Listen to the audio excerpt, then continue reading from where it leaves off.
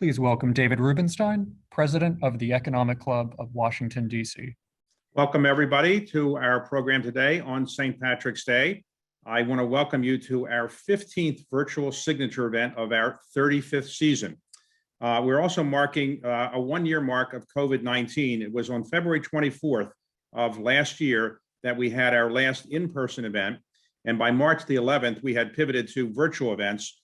We've now hosted 26 events, and I've had interviews with over 80 individuals during this period of time. So we've tried the best we can to keep you informed about what's going on in the business world and the social world in terms of other outside activities that are important to the country. And we hope that you've appreciated and enjoyed these events. And I want to thank the Economic Club of Washington team, particularly Mary Brady, for leading this effort, get all this work organized, because it's not easy to do virtual events, actually very much harder than doing them in person in many ways. Our special guest today, Mike Roman, has a very interesting background.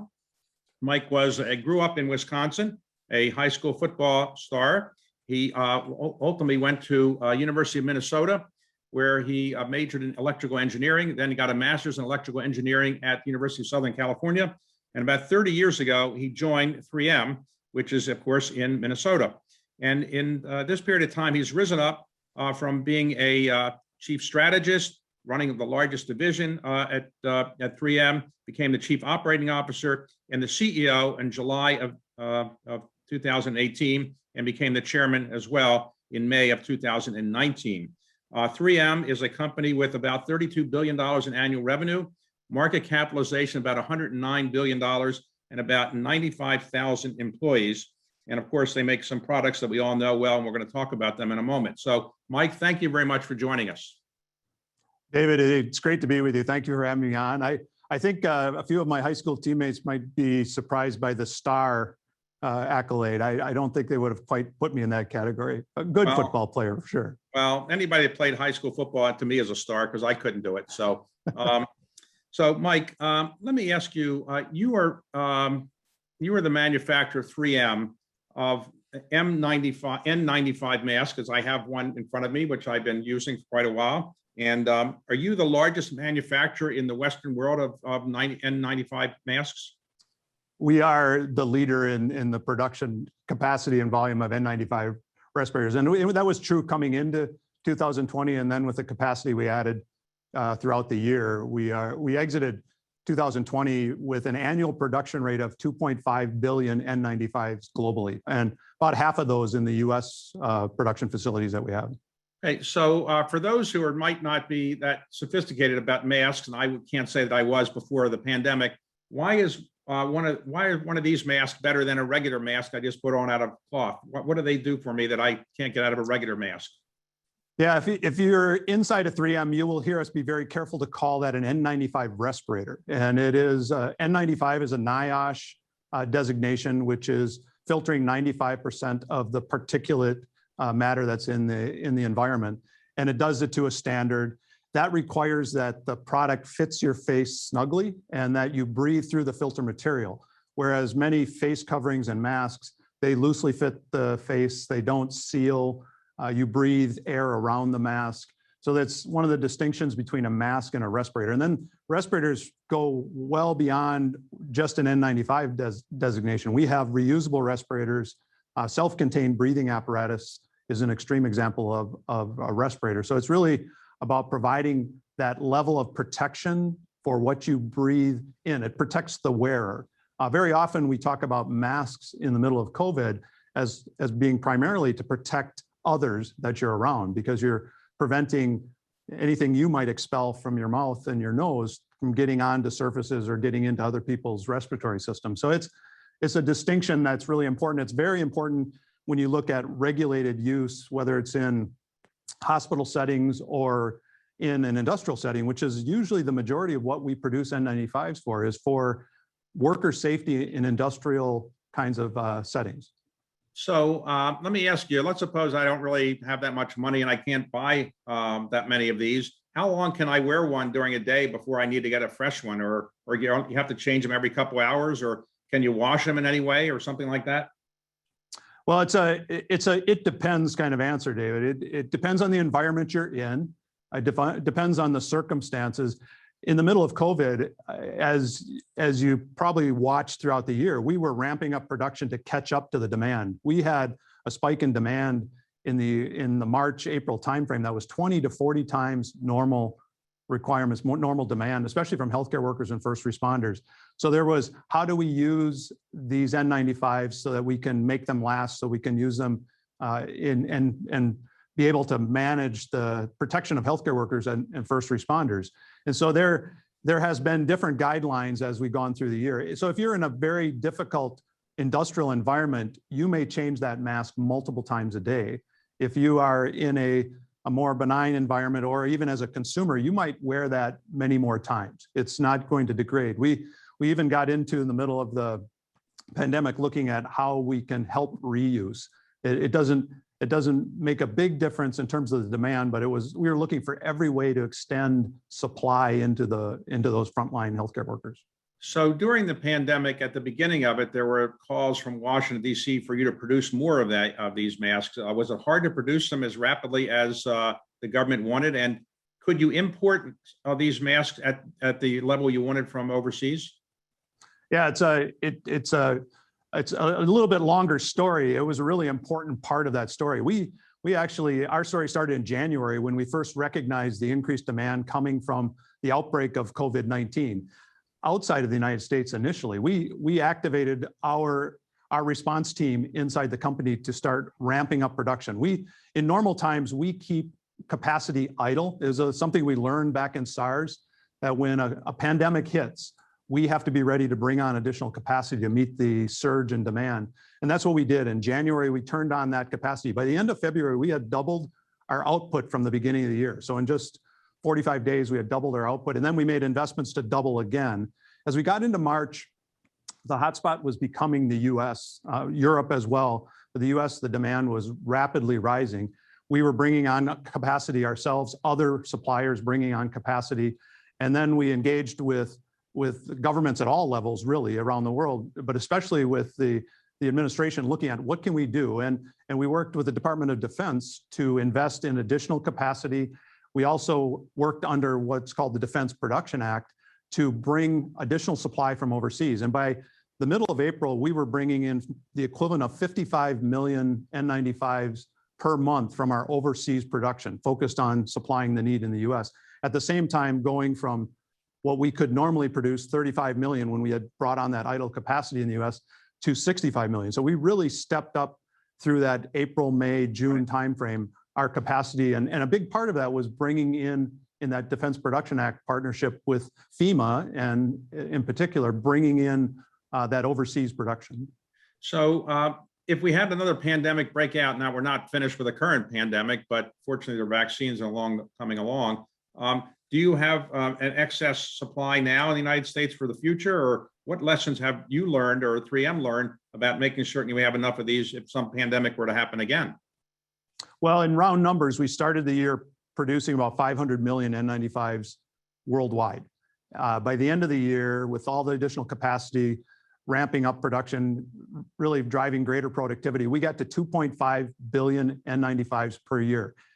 Even as we are at that level, we have demand that's exceeding our supply, and we're working to catch up every week. So if you go back into the highest demand part of a global pandemic, it's going to require also that we work in partnership with governments, and I would say healthcare providers as well, to stockpile inventory of PPE broadly, N95s as well, to be ready for the next pandemic. It's one of the lessons we've all learned, is we have to be better prepared. We have to have stockpiles ready. We have to manage those stockpiles. We have to certainly keep our capacity ready to come online as needed. Those are important learnings that will apply. And I see governments doing that. We have contracts in multiple governments, including the US, to be building stockpiles from our production capacity. It's part of what we expect to produce significant levels throughout 2021, even as vaccines come online, and hopefully we see returning to normal economy. We're still going to be producing N95s and helping to fill those stockpiles. So I noticed with the product we'll talk about in a moment, Post-its, which you also manufacture, you have a lot of different colors. I have two yellow Post-its behind me here on my little sign. Do you make these in colors as well? And did people say to you, and they want to advertise things on these? Did you do those too, or just always white? Well, there's many innovations around Post-it. You've got the canary yellow, which is the traditional Post-it, introduced even as far back as 1980s. We've innovated with many colors and uses. It's become a collaboration tool, sometimes personalized. So there's many, you can print Post-it notes. There's a lot of variations that we're able to, feed into all of the different market needs and where the opportunities are to use Post-it notes that maybe even haven't tried them, if you can believe that. So it's an iconic brand for us, continues to be an important space for us and an important product for our customers. Did you make many of these in different colors? Why didn't you do, M95s in colors, or did you? I don't know. Well, the only color indication that's notable in N95s is one of our surgical N95s has a kind of the scrubs color blue-green that has a special cover web for use in surgical theaters, operating rooms. But it's otherwise it's a very we're trying to produce many of them at a very cost-effective level for our customers who use them, as we talked about, throughout the day and in their work.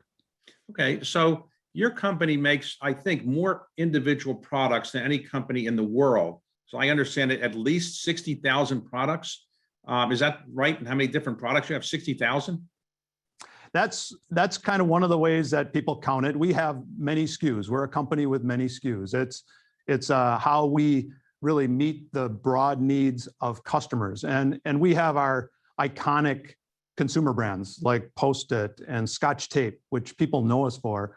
We have most of those SKUs that we're talking about are in the other businesses beyond our consumer business. We have 4 businesses, market leading businesses. We have a safety and industrial business that includes our N95 respirators, also includes tapes, adhesives, abrasives used in manufacturing operations around the world. We have a transportation and electronics business that serves OEMs directly, the automotive OEMs, electronics OEMs, aerospace, with solutions that typically go into their bill of materials that are designed in to meet a need in the function of their product. And then we have a leading healthcare business, medical solutions used in operating rooms, used by providers around the world. We have an oral care business as part of that. We even have a health information systems business as part of our healthcare business that is central to use, especially in the US, by both providers and payers. So we have leading businesses that really meet so many application critical needs of our customers. We do end up with many SKUs, taking 3M technology, applying it to solve critical needs, very often being specified or designed in by the customer. In fact, the majority of our revenue is either specified or designed in by the customers who use it in their products or in their processes. But normally, when a new product is coming out of a company, the CEO kind of either approves it or at least they're aware of it, I guess. I mean, when you have this many products, how can you approve all these things? So they have authority to send out new products that you don't actually know about sometimes, or not? Well, I always keep a finger on what's going on with products. It's an exciting part of being part of 3M, the innovation that comes out in our products for our customers. We have a very, I would say, disciplined approach to innovation. One of the things that we have, we make changes to that, improving it, how we think about driving our innovation. One of the notable changes in the last year and a half has been now a requirement that every one of our new products provide a sustainable advantage, that it makes a difference for our customers, how they use it in the manufacturing of the product. So it's another value that's critical to our innovation. So you count on this discipline, this process, and I would say the passion of the 3Mers and the business leaders to do the right things for the customers, the right things for the communities we're part of, the right things for our employees. And that sustainability focus and requirement of our products is a reflection on what our people care about, and I would say what our customers care about as well. Now, Post-it notes, I use them. A lot of people use them, but I was told that it was discovered or invented by accident, more or less. So how did they come? How did it get invented? And what was the original purpose of the Post-it note? Well, it's an interesting story of innovation, I would say. It does have the hallmarks of of what we see often in our products, where you have somebody who has an idea of a critical need, customer critical need, maybe their own critical need. And then you have the technology side, one of the 3Mers who has an idea of how to solve a problem. In this case, there was a bit of happenstance.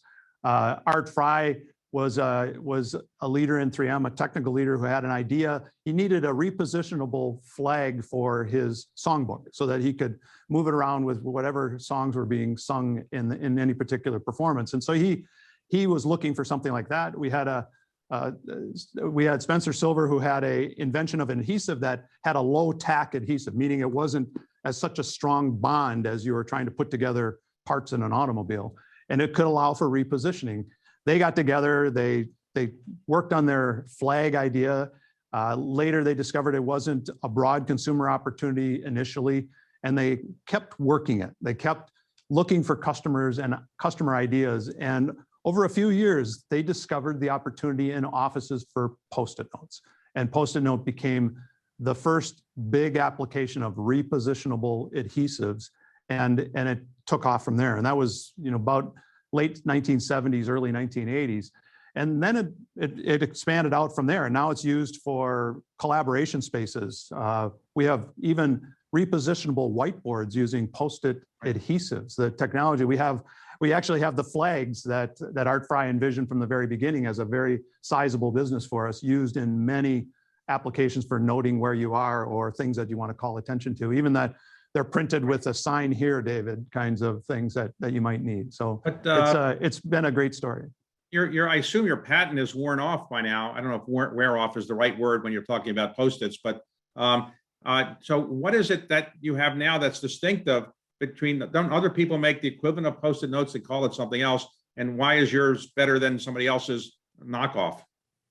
Yeah, the patents, the meaningful patents that expired long ago. It really becomes a story of ongoing innovation and brand. And we talk about the iconic Post-it brand. It is a consumer product story. When I talk about our businesses, we have 4 market-leading businesses. It's important that we are a consumer business inside of 3M, that we are a leading consumer products business. Brand and marketing and demand generation and advertising, merchandising, all of those become critical competitive advantages. It's the story has across 3M innovation at the core.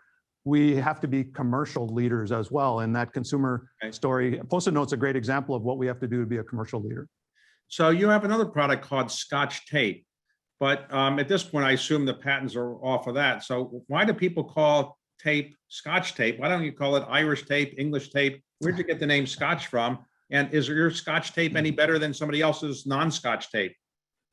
Well, Scotch tape actually dates back to the 1930s when we invented it. So it's even older than Post-it note. Continue to innovate with it. It is a leader in the marketplace. The Scotch brand really comes from a connection to our first president in the company, William McKnight. He was president for 20 years. He was chairman of the board for another 15 to 20 years after that. And his Scottish background found its way into some of our iconic brands, Scotch tape being one of those. Tartan is another brand that's used in 3M in other areas of products. And so that's the history there.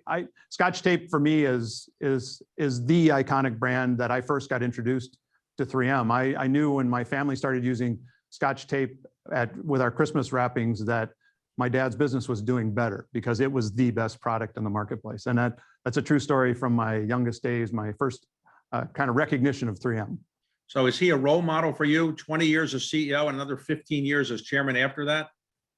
Well, he's an amazing legacy in 3M to this day.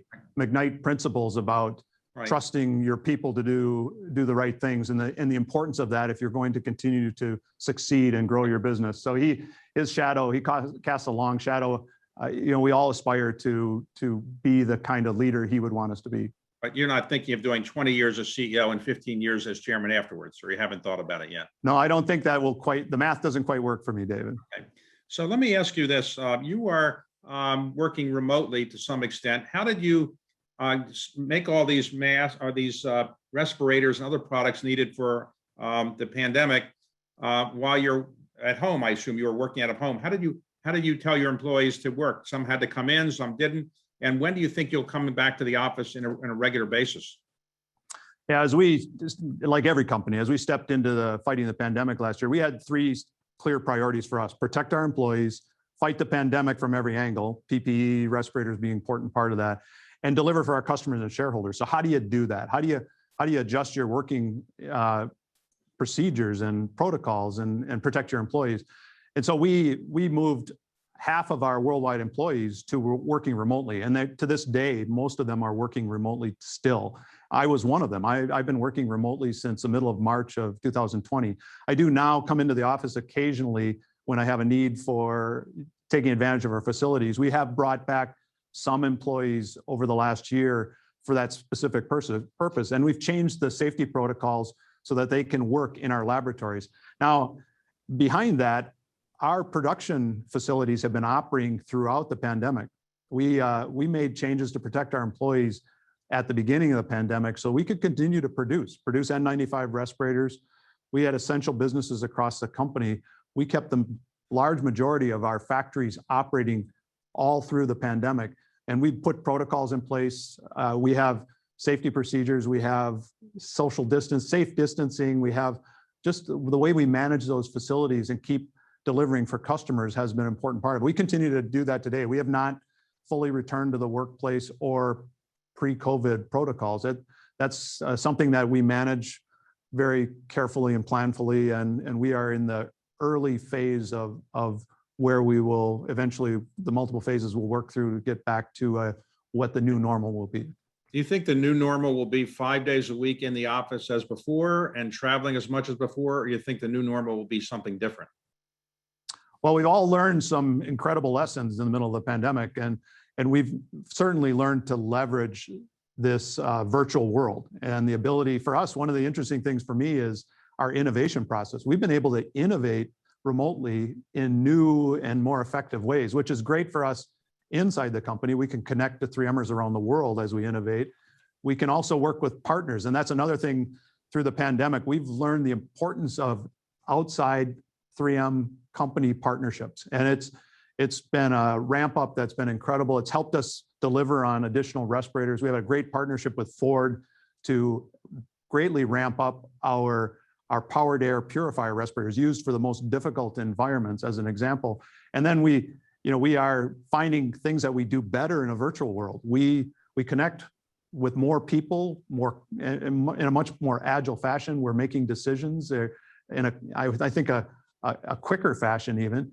At the same time, it is difficult to work entirely in a virtual world. It's important for us to be together. So I think we're pointed at a hybrid world. I think we'll come back to work. We'll have more flexibility in how our teams work in a virtual world. We will leverage virtual globally. It'll take the place of some of the in-person things we've been doing.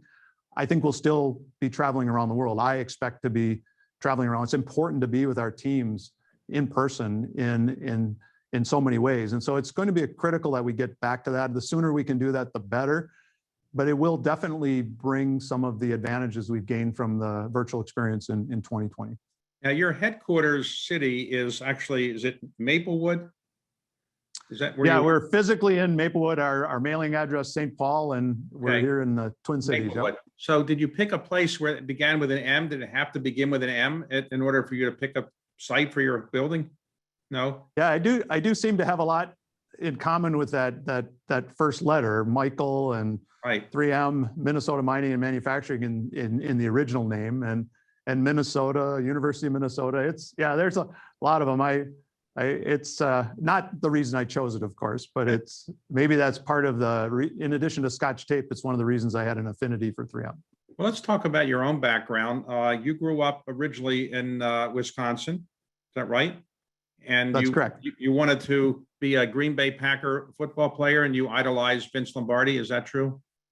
I was a big Vince Lombardi fan. I take lessons from him today. So yes, I think a lot of him.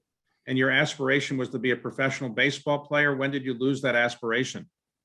I would say at the end of my senior year, I realized I wasn't on a path to be a professional baseball player and that I needed to take advantage of any aptitude I had for math and engineering to move on with a career.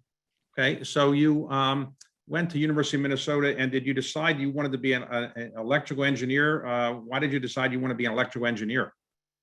Well, engineering was very attractive for me. You got to apply this mathematical, science-based things that I was interested in to solving problems. I liked that part of it.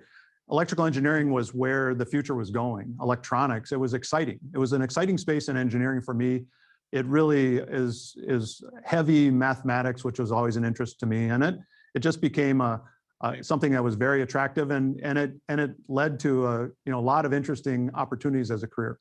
So you got a master's degree in electrical engineering at the University of Southern California. Lots of times when the people from the Midwest move out to Southern California, they don't rush back to the Midwest because the weather may not be quite as good.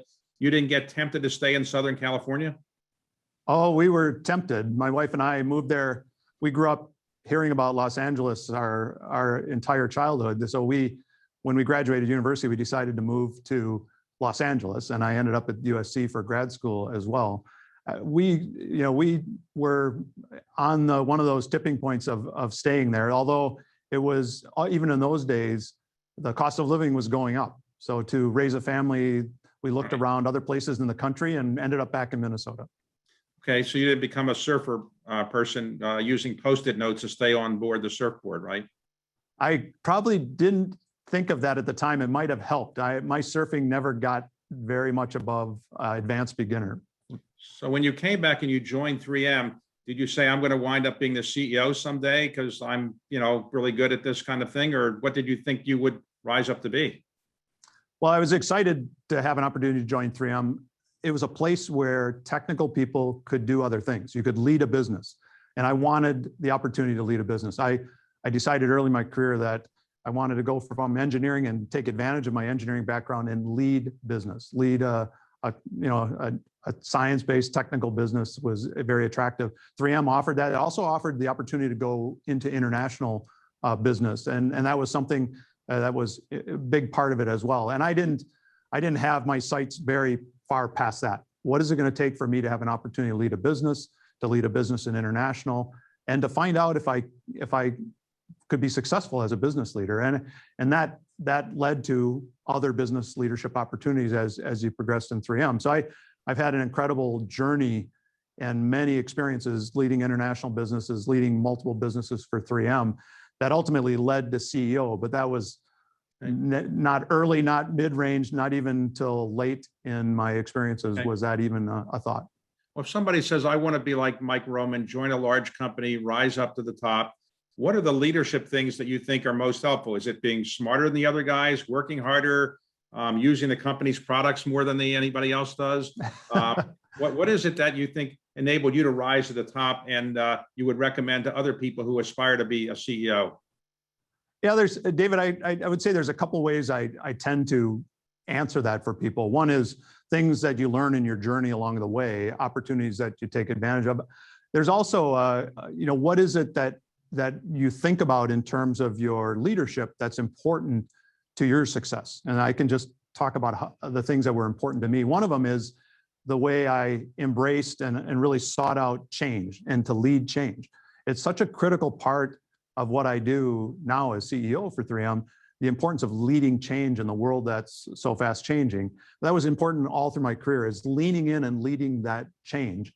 I would say recognizing in this as an engineer, as a project leader, that it's all about trust, that your people have to trust you, that they have to trust that you have their best interests, that they're going to do work together and be successful. And so I think those are concepts that were really important for me as I thought about what's valuable in leadership. I really like something that we talk about today a lot in 3M, and that's entitlement thinking.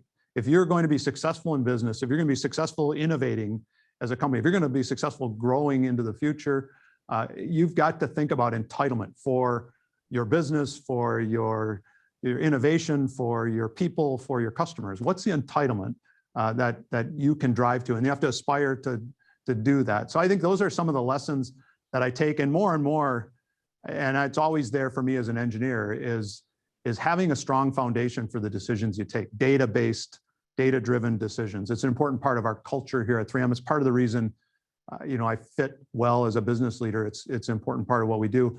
This is another area that's tremendous change. In the data science and analytics capabilities that we're growing as companies, data-driven decisions is even more important today. So you're a member of the Business Roundtable, which is a business organization of CEOs who often come to Washington to talk about policy. And during the virtual period of time, pandemic, you haven't been able to do that. But did you enjoy, before that, coming to Washington, meeting with policymakers? Did you ever say, hey, I could do this job as a cabinet officer or senator better than these people, or no aspirations to go into government? I've not gotten to where I've had an aspiration to go into government. I do engage with government leaders, and in Washington, of course. This is our largest business around the world. I also engage globally. We are a business that has strong partnership, public-private partnership, so that's part of it. We also have important issues that we share with other companies, we share with other manufacturers, we share with other innovators. And so that's all part of that engagement. It's important to be engaging with the public leaders, both at state, local, and federal levels. But you're not going to run for anything, or President Biden calls you and says, come in the cabinet, you're not interested? I don't have any intentions to run for public office, David. No, I will, I always am, I believe I should serve where I'm asked to serve. And I think CEO of 3M is a perfect place to do that. Okay. Well, President Biden got his economic stimulus bill through the Congress, $1.9 trillion. Do you think it was necessary to stimulate the economy that much? Are you supportive of that bill? And what is your outlook on the economy the remainder of this year? Good, bad, modest? What do you think about the economy based on the numbers you're seeing now? Well, we're still in the middle of the pandemic. And so I think the fiscal policy to help really with, I would say, jobs and wages is an important part of this. And balancing that with the challenges of the pandemic, the COVID-19 stimulation is going to be a very important part of that. I would say that I would say that that's a critical focus for us as a company. When we look at the year, like many companies in 2020, we had suspended guidance because it was very difficult, a lot of uncertainty in the middle of the pandemic. What's happening in our end markets? Some markets were seeing high demand, like personal protective equipment. Others, like dental offices, were closing and our demand going down.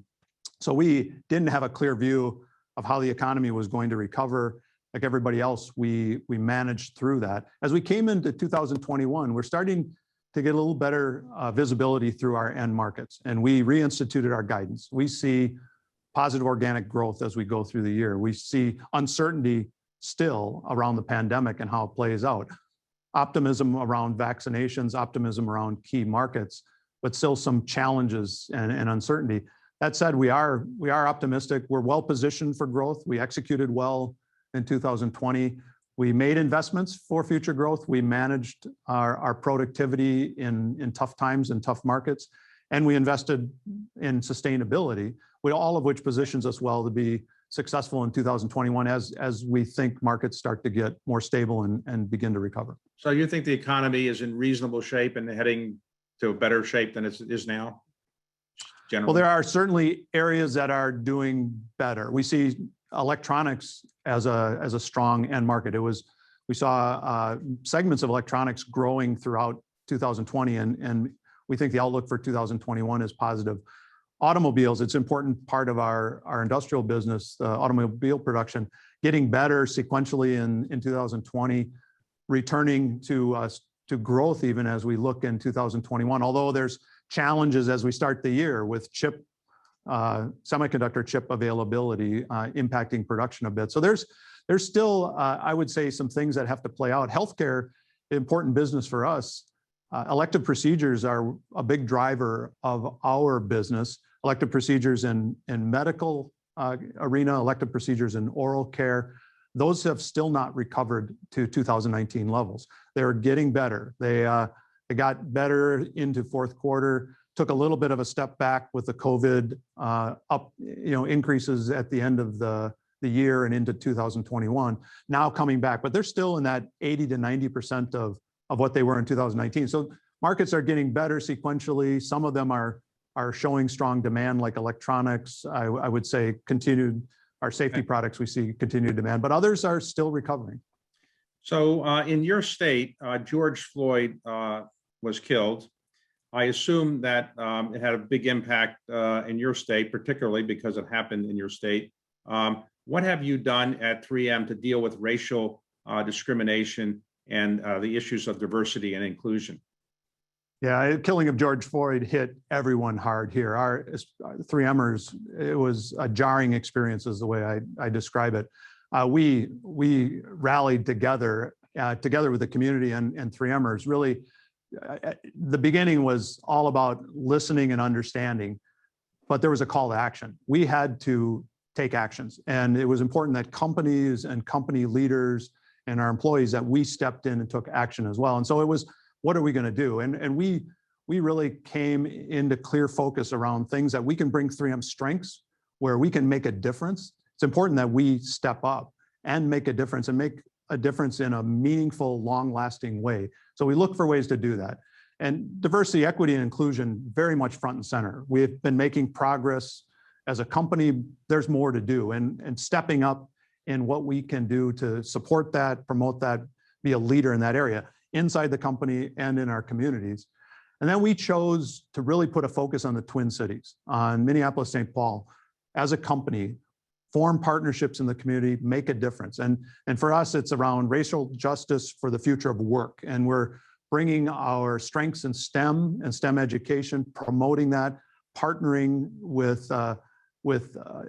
colleges and education, community education organizations to promote opportunities for underrepresented groups and really make a difference, help them be successful in education and connect it to economic opportunities, jobs. We are an employer, we're a manufacturer in the state of Minnesota. We have opportunities to connect that and make a difference. So those are areas that we've prioritized. We've committed investments longer term. We've stepped up, and we're treating it as a business priority. We've taken ESG broadly, the social justice and DE&I aspects of it, said this is going to be a business priority. We're going to set goals. We're going to define a plan.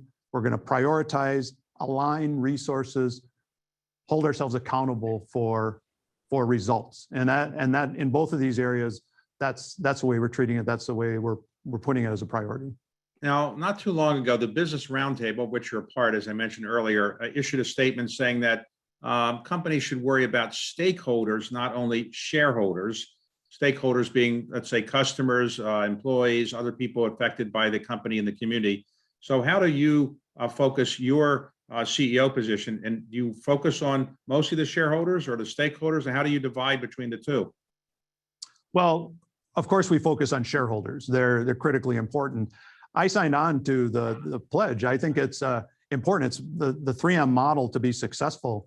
We have to deliver for all of our stakeholders. If we don't deliver for our customers, we won't deliver for our shareholders. If we don't innovate for them and really deliver that differentiated value, we won't deliver for shareholders. It's critical.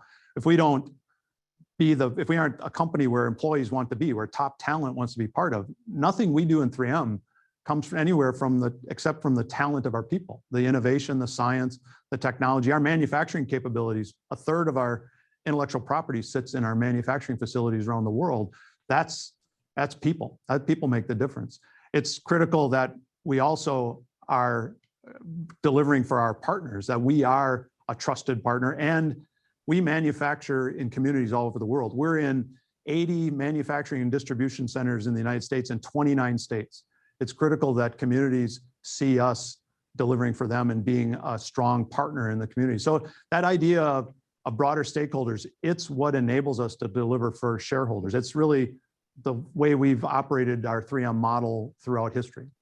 So in preparing for this, I did some reading, and I couldn't believe one thing I read, but I didn't really have time to check it out. It said that for 61 years in a row, you've had an increasing dividend. Is that, you mean for 61 years in a row, your dividend has increased every single year? 62 now. Yeah. 62. So I mean, nobody else has ever done that I'm aware of. I don't know. Maybe somebody else has. I mean, is that a lot? You sell a lot of Post-it notes or Scotch tape to do that, right? Or so is that unusual to have a dividend going up for 62 straight years? It's certainly unusual, although there are other dividend aristocrats like us that can make some of those claims. For us, it represents the focus we have on strong execution in our businesses. It's a reflection on our model. Innovation in general, if you're in attractive markets and building new businesses, you create growth from innovation. If you're a leader in innovation, you create differentiated value, shows up in margins, shows up in cash flow.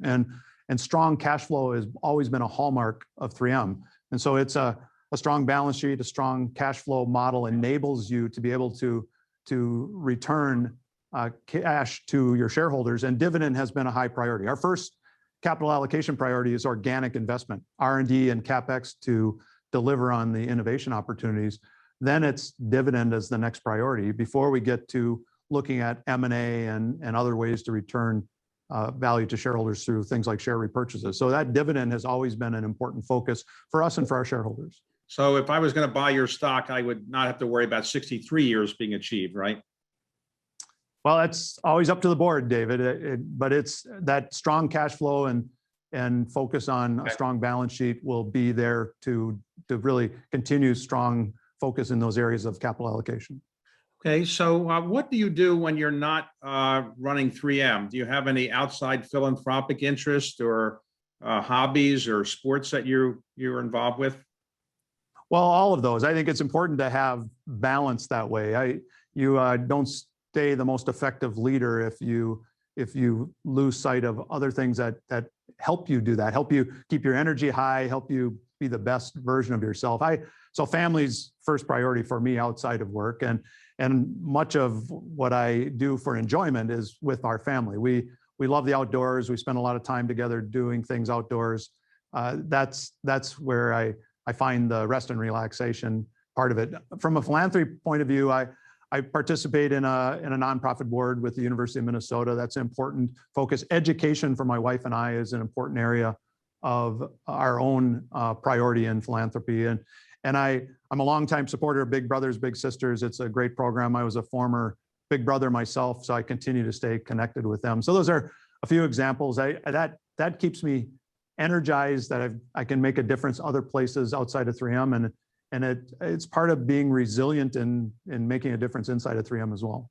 Now, if I went to your house, would I see a lot of Post-it notes all over the place, or you don't use those as much as I would think as the head of 3M? Oh no, we use a lot of Post-it notes. It's a good communication vehicle. My wife and I learned long ago we use that effectively for the two of us. But it's a house of 3M for sure. 3M products. You make sure, and I'm always on the lookout for any competitive brands that might somehow enter into the house. But they're certainly the best performing versions of what we use day in and day out. Post-it notes is an important part of that. So you have to use Scotch tape. You can't use other tapes and see. Absolutely. Scotch tape. And of course, I have inside information on some of the products can solve a lot of my own needs as a hobbyist, sometimes fixing things that I create, problems I create. So there's special adhesives and tapes that I know will do the job. Of course, there are general purpose tapes, masking tapes and others that make a difference in many uses, but it's certainly a house of 3M products. So when you introduce yourself to somebody who might not know who you are, and you say, I'm the CEO and chairman of 3M, how long before they ask you about Scotch tape or Post-it notes? Is it 1 minute or less? Well, it is truthfully what many people, maybe most people know us from. That's the iconic brands. We can quickly get them very interested in how they're touching 3M in many ways. We have our products in many parts of your life. In fact, you're rarely further than 10 feet from a 3M product.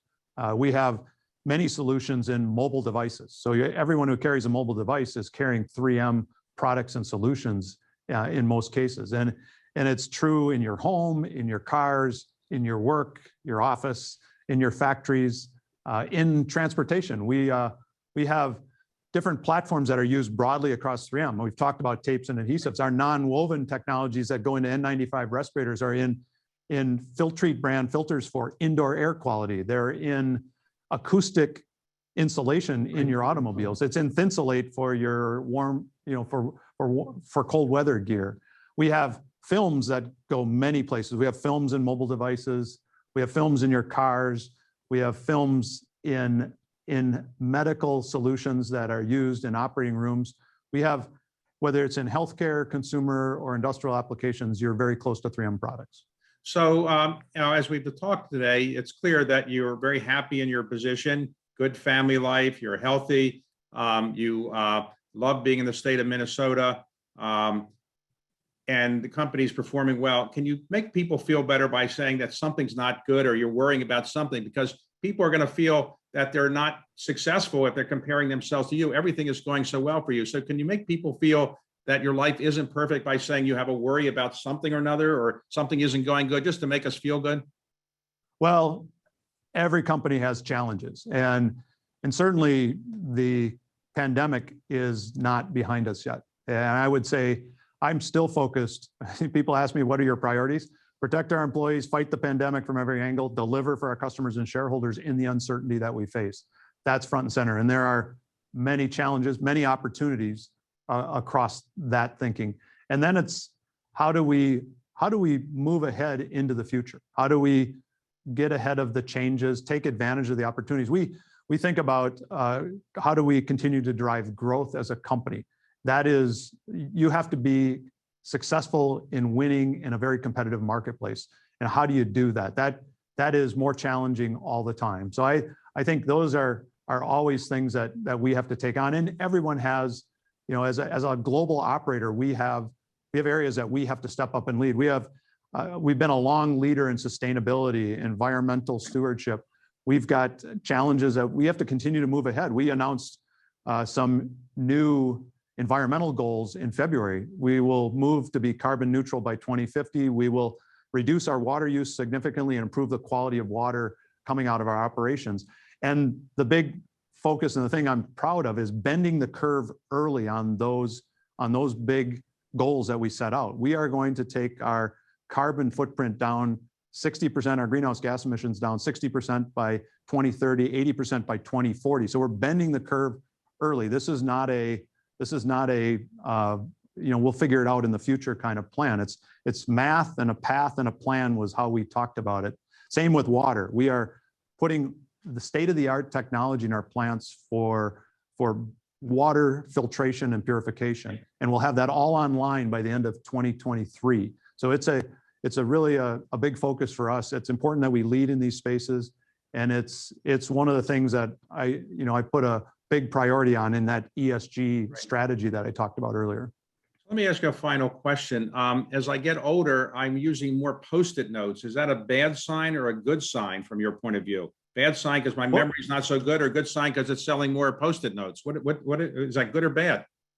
Well, I think it's the latter is certainly good, good business for us. I would say it is becoming a new tool in collaboration. So it could mean, David, that you're collaborating more broadly with people, and I think that's a very good sign. Well, I'll take it that that's what it is. Okay, Mike, I want to thank you very much for interesting conversation. Congratulations on your success at 3M, and I hope you continue to sell a lot of Post-it notes and Scotch tape and all the other 60,000 products. And hopefully the pandemic will be over. And some point we can have you in person in the Economic Club of Washington. Okay. I'm hopeful and optimistic as well. And thank you, David. I really enjoyed our conversation today. Thank you. Bye.